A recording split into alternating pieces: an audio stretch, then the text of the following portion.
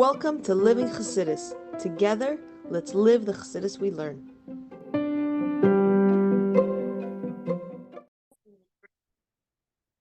Good morning, everybody, and welcome to Chassidus in the morning. 15 minutes to change our lives. Kuntres in the middle of Mammer Yud Dalad. Oh, sorry, Tes Vav. I want to give tzedakah. To go to tzedakah shemakrav tzedakah. And we're going to have in mind all the hostages and all the Yidden in Eretz Yisroel and around the world. And for Adi, Bas, Ziklav, that she should be healthy and safe. And also for Yosef Yitzchak and Simcha, it's Hashem. He's coming back home in a few days, which is great news. Soldier that was been in Gaza fighting. Okay, so let's try to finish this thing. So remember yesterday we were talking about a very important realization that our enemy is Yetzer Hara and Nefesh Bahamas. Now, it needs to be understood a little bit because Nefesh Bahamas is also what keeps us alive, keeps us going. But we have to recognize the negativity of it. That's the enemy. The enemy is the negativity of it, not it itself. Because like it says in Masal Gani, that we have to teach Nefesh Bahamas to enjoy godliness. Because with the Nefesh Bahamas, we can reach much higher success than without the Nefesh Bahamas. And that's the whole purpose of the Nefesh Lakis, to affect the Nefesh Bahamas. We have to understand, if we leave the Nefesh Bahamas untamed, it's a wild animal. Seeing dogs that aren't controlled by their owners, it's a bad situation.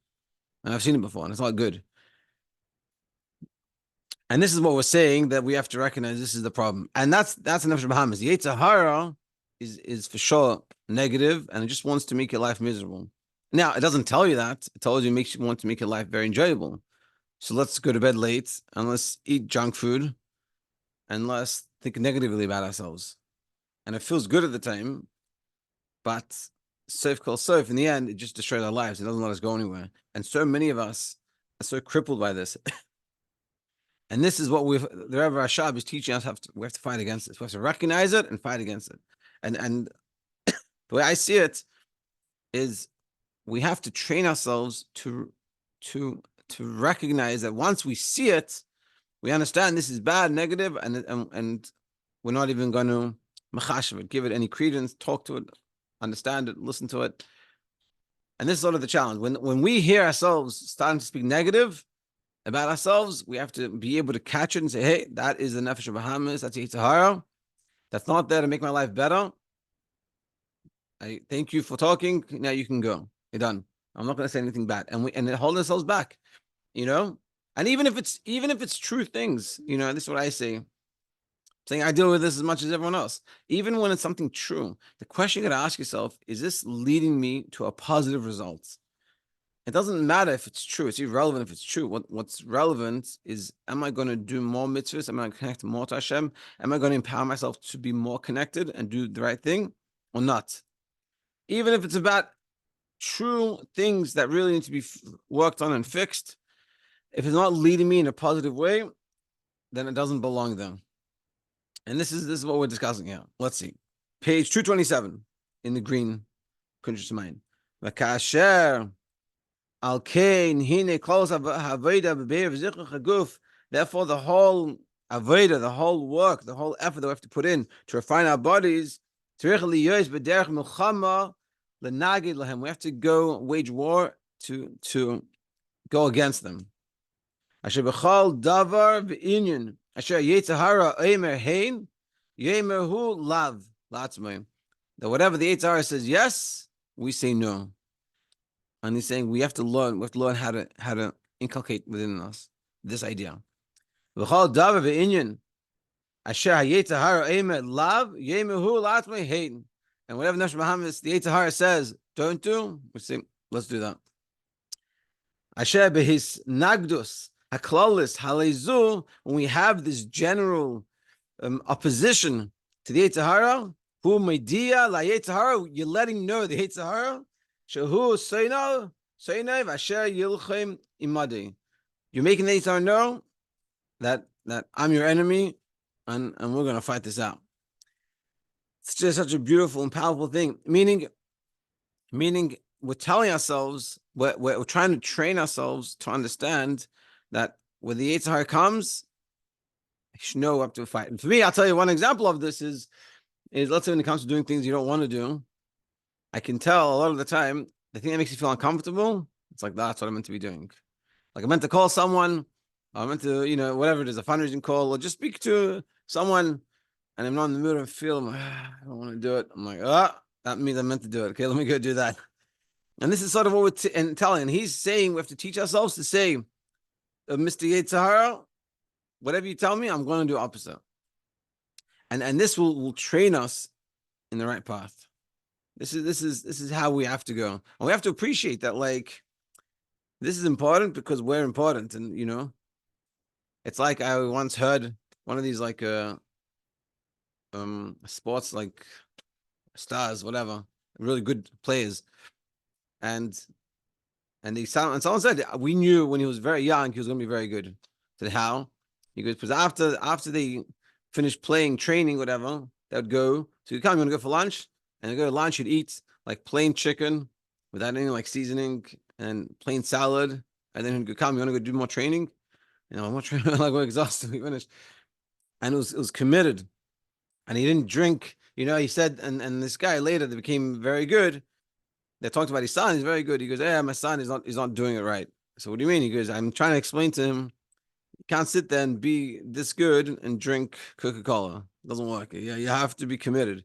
And this we have to recognize. We look at something like, oh, leave me alone. I'm just being my life. I want to let me eat my ice cream and let me watch my things and let me do my things. And I have to be so intense. We have to realize we are professionals. We are living. We're on the world stage. What we do makes a huge difference. And we have to appreciate that. And therefore, that will help us appreciate to do these things. We can say to ourselves, oh, why do I have to do this? Let me learn. So we have to recognize, first and foremost, I'm here to make a world a better place. And how do I make a world a better place? I don't need to go protesting in the streets of Manhattan or, blocking traffic. I need to do mitzvahs, Torah and mitzvahs, and hold myself back and not listen to Yetzer Hara. This is what we need to be doing. And this is we have to see and recognize when the Yetzer Hara is talking, and when we're talking, we say, thank you. Now I know to do opposite. It's like the famous story. And it's like people laugh at the joke, but this is how it was back in the day. That the Chassidim, they had this rule that if you didn't have the Rebbe wasn't around to speak to him, so what they would do is they'd go to the Misnagid, they'd ask him what to do. Whatever he'd say, they do opposite. So this means you listen to you see what the Yetzer Hara is telling you, and you know that you should do opposite. Okay. V'achas mitachsisei hamilchama hu hasimas lev al inyanim kale ha'erach. One of the ways we have to pay attention to the things that are very light, not the heavy thing, not the big averos, the small little things. Ki hanitzachon einu talui v'hagbura b'riboy hanashim b'riboy klei zayin bilvad. Because winning the war is not just about good weapons, a lot of men, and just like overpowering them. Ella ha'ikar hu hamtzais sichliyos eich lahatais es hamanaged v'lohelichei shalom. But really, the trick of war is having the brains to figure out what to do when and what the tactics are. And this is a perfect example is the Israelis. They go to war, they're very quick to figure out things. And they're constantly updating the way they do things based off the new information they have. Being able to change with what's needed. And so too with us. It's not about, I'm just going to go crazy, I'm going to find myself, and I'm just going to do whatever I need to do and not going to listen to Yetzer Hara. But it's about recognizing the Yetzer Hara when it is, when it's talking, when it's not talking, and what I need to be doing to myself, and how do I tell myself, and how do I need to change this? If I'm going to find my Yetzer Hara, but I went to bed very late and I had a bad breakfast, I ate a cheesecake and coffee, that's my breakfast, and I'm tired, it's probably going to make me pretty grumpy, and it's going to be very hard to battle my Yetzer Hara. But if I say to myself, you know what, I'll make sure to go to bed early. And of course, no excuses doesn't mean we should just give in, but we have to understand we have to give ourselves the best chance.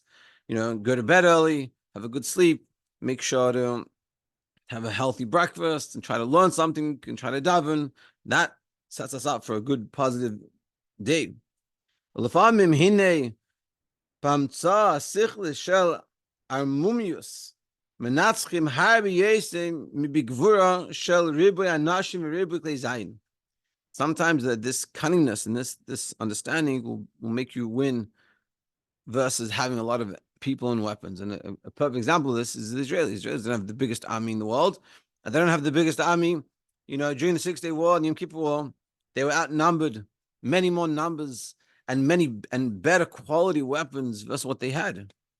In the I think it was the 6-Day War, Yom Kippur War, the airplanes that the Israelis had were much lower grade, lower class than what the Egyptians had and the Syrians had, and the Israelis still won.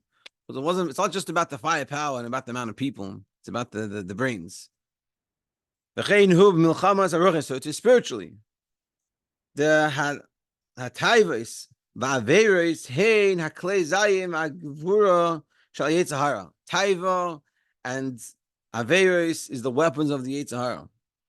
Ushtuse haitztadkus, and the foolishness of justifying ourselves. The masha adam matzlikas atzmoi hein hema hamta'os sichlius shal Yetzer Hara. These are the cunningness of the thoughts of the Yetzer Hara, teaching us to think about it this way. V'nefesh v'hamis v'armumius gdela, with great deceptiveness and convincing us in these things.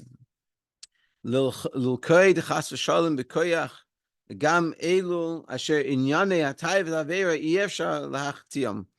Even to the extent of people that aren't shaykh to doing the various things like this, they come with this and they push us. And this is the war that we're battling versus the Yetzer Hara. The Yetzer Hara comes to get us, convince us all these things, and teach us all these things that are wrong. And this is happening with all of us. We all have this. This is the nature of the beast. This is our lives.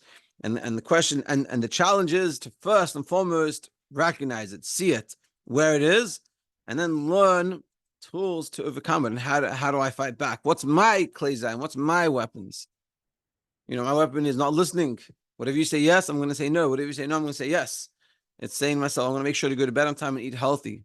I'm going to make sure to try to make a chavrus to learn every morning or come, join the morning shiur. Things like this. And this is it. Vasher al kein hine gam mishu tzadik gomer yachil limtzei ba'atzmo shtusim ke'elu. Even a tzadik gomer, complete tzadik, can find within themselves shtusim ke'elu, foolishness. She'imi yoy shehem dakim v'lo hevi oislam la'avar avera b'poel mamish chas v'shalom. Even though it's so refined that it can never bring him to actually do an avera, to bring the tzaddik to an avera, God forbid. Im kol zeh hine chesronos hadakim, these very minute lackings, things that they're missing, gamkein oimdim b'rumah shel olam. They're still there. Ultimately, they're there. V'goymim devayim aroy moed. They cause very bad things. This is very interesting what he's saying. Even a tzaddik gomer, which is complete, it despises evil, still can have within themselves something. Hadach Masha, for example, someone could be a big learner, learn Torah a lot. Even if the person learns for Hashem's sake, it's not for themselves, not for their own benefit, not for them feeling good, and no ulterior motive, but to do what Hashem wants. And he daven very well with a lot of kavanah. Again, these are like people that we wish we were like. Vadas, udveikus, niflam, and a great amount of cleaving and connection to Hashem. And they have cause them to have such a desire, such a thirst to be connected to Hashem. Until it will make the soul overcome the flesh, meaning we're more connected to the spirituality than the physicality. That's how great they've become. But if they start to give themselves all the credit, and they become to like haughtiness and arrogance,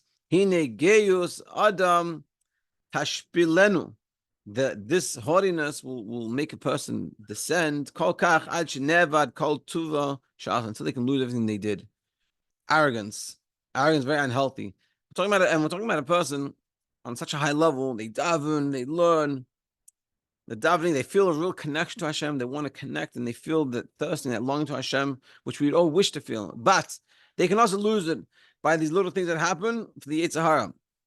And what's the example that he's giving here? That they give themselves all the credits. It says about the Chassidim Rishonim, they would hide themselves or what they did. And the reason was because they didn't want to take all the credit for what they had, because they understood what they had was a gift from Hashem. And it's a very powerful, it's a whole brain that we can't have right now, but it's a very powerful idea. We have to recognize that we know when something bad is going on, we blame God. But when something's good, it's all us. And what we have to recognize that it's all God. That when something good happens to us, it's not that we're good, we're so smart, that's why it happened. It happened because Hashem decided to give it to us for whatever reason that He understands best. And we have to give the proper credit to who it belongs. And that's what we're saying. But when we don't do that, and we give ourselves all the credit, and when we come and we get arrogant, that causes a lot of issues. Kitzur. Adam Tarich Ladas, person needs to know ki hanefesh v'hamis v'yetzer hara heim soinah b'nefesh. The Yetzer Hara and Nefesh Bahamis are your haters, people that hate you. And that's why it's important when you hear it comes from Nefesh Bahamis, on the Yetzer Hara, you have to say, why? Because they're your enemy. They're not there to make your life better. They're making your life worse. The Nefesh Bahamis is more just self-serving. Yetzer Hara is to destroy you. In this physical world, we are the ultimate of creation. The whole purpose of creation is our physical world. Now our job is to transform the darkness of this world to light. It has to be through a war, but the war is through being attentive to ourselves and recognizing ourselves and what's going on. Even on very light things, it's like, this is not a big deal. That's where you have to keep an eye on, because that's where it starts. Avera or Taiva, you have the Averas and Taivas. And the worst part is not just the Avera, it's not the Taiva, it's the justification for it. If you justify it, you can never change it. Like haughtiness, that the Gaiva affects even the people that are very good with their Torah learning and their davening and they're doing mitzvahs. It can ruin it. By the mitzvah Hashem, by all of us, we should be able to recognize when the Yetzer Hara is coming and recognize when they're saying yes, and we're able to say no and be able to follow through with that no. And we should have an amazing day. Have a great Shabbos.